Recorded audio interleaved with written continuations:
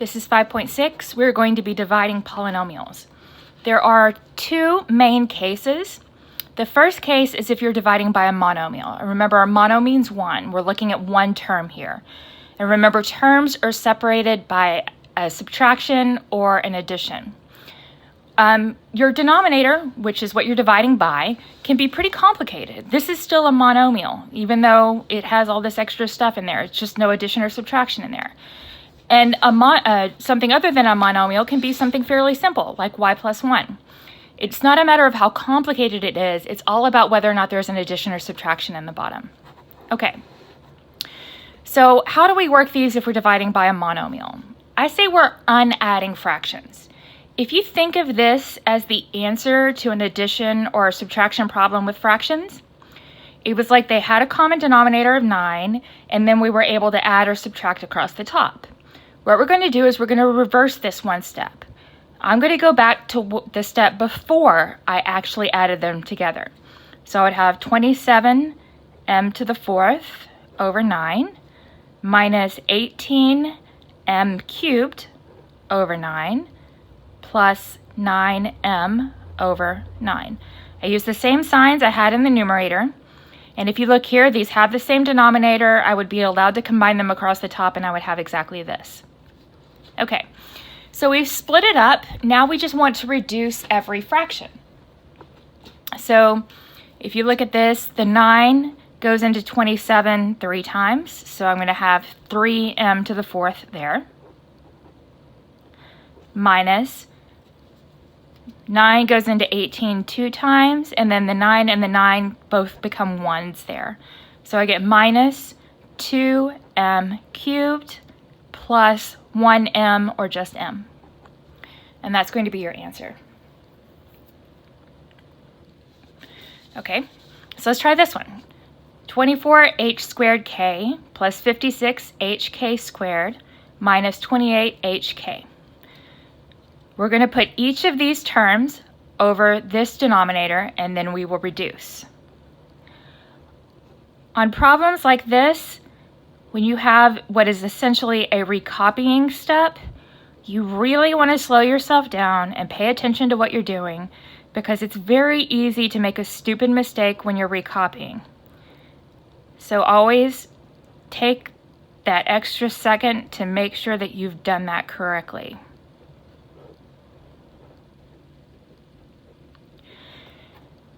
Okay, now here, not everything is going to cancel out. Here, everything divided in evenly, we got something very nice and neat. But you all know that division doesn't always work out perfectly. And so that's what's going to happen here. We reduce these as much as we can, but we're still going to have fractions. Now, I'm just going to simply glance at each one. We have a variable that cancels out here and here. H squared over h squared, that's going to completely cancel out. Here, k squared and k squared, that's going to completely cancel out. I just made it look a little bit nicer from the beginning. Now here, I don't have that.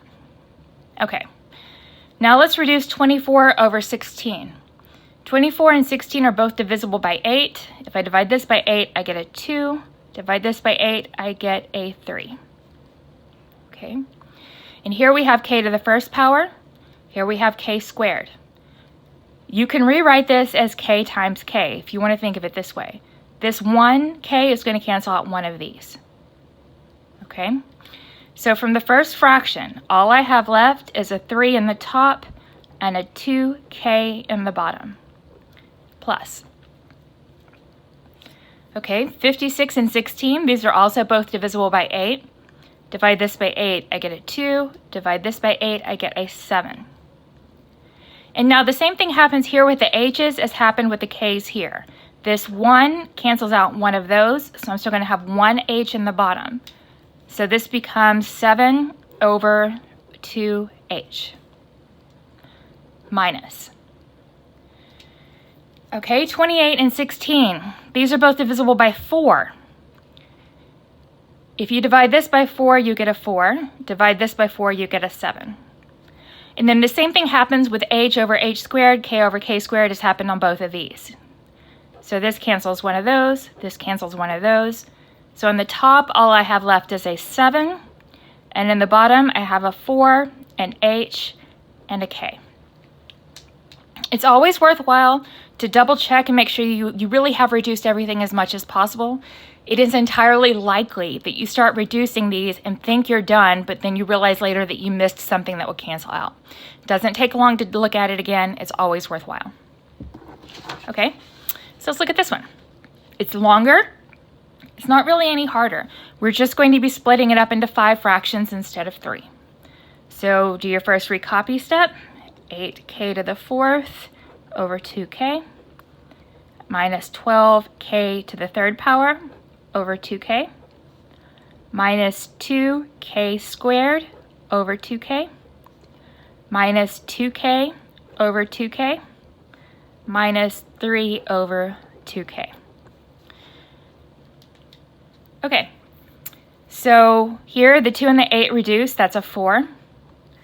I have 1k in the bottom, 4 in the top, so this one cancels out one of these, so I still have 3 of them left. So this first fraction is 4k to the 3rd power minus 2 goes into 12 6 times. This 1k cancels out one of these, so I have 2 left, so I have 6k squared minus 2 divided by 2 is a 1. This 1k cancels out one of these, so I have a simple k left, so this is minus k, minus. Now here's where you really need to be careful, okay? Minus, I've got the minus. 2 divides into 2 one time. This cancels this, and all I have left is a 1. This is not a 0, it is a 1. Whenever you divide a number by itself, you get 1. It doesn't matter that these are k's. If I did a k divided by k, I still get a 1. Okay, when things cancel out with a division, you're getting a 1, not a 0. When things cancel out with addition or subtraction, you get a 0. Okay? So, and then minus, there's nothing that reduces here. So this fraction stays the same. It doesn't simplify any further. Okay, so here's what you do when you're dividing by a monomial. You're going to split it up into multiple fractions, you reduce each fraction as much as possible, and you have your answer. This is the easiest case of division, okay? So you really want to remember that this type exists, because what I see a whole lot is once people learn how to do the other kind of division, the kind you have to do when you don't have a monomial in the bottom, we have a tendency to try to work every problem that way. You really, really, really want to remember that easy problems exist, okay? So, when we're dividing by something other than a monomial, we're going to have to do long division. And one of the things I've done is I've put 2 elementary school type long divisions on here so that we can remember the process. I am not concerned about getting the answers on these 2. If all I wanted were the answers, I'd type it in my calculator and get the answer.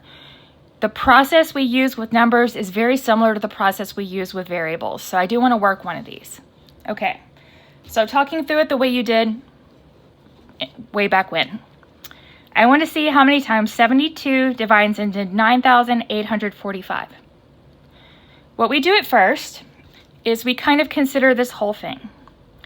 How many times does 72 go into this whole thing? Well, I don't know from the beginning, so we look at the first part. 72 does not divide into 9, but 72 does divide into 98. How many times does 72 go into 98? 1 time.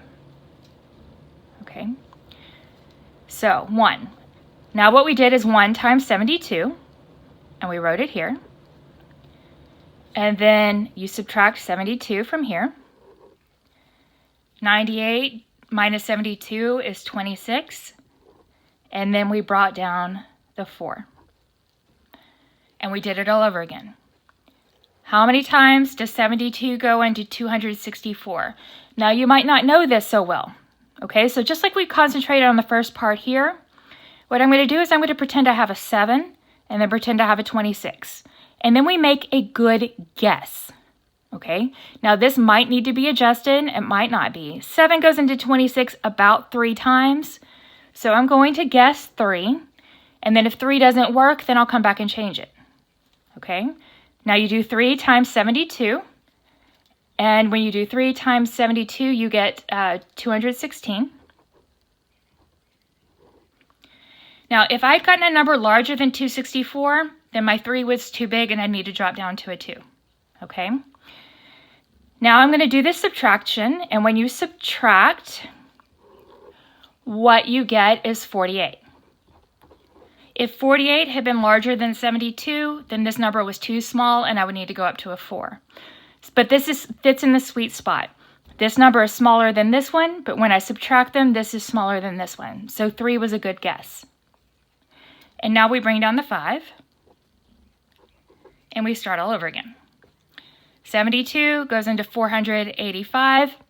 I don't know how many times, so I make a guess. The 7 goes into 48 about 6 times. So let's try it and see what we get.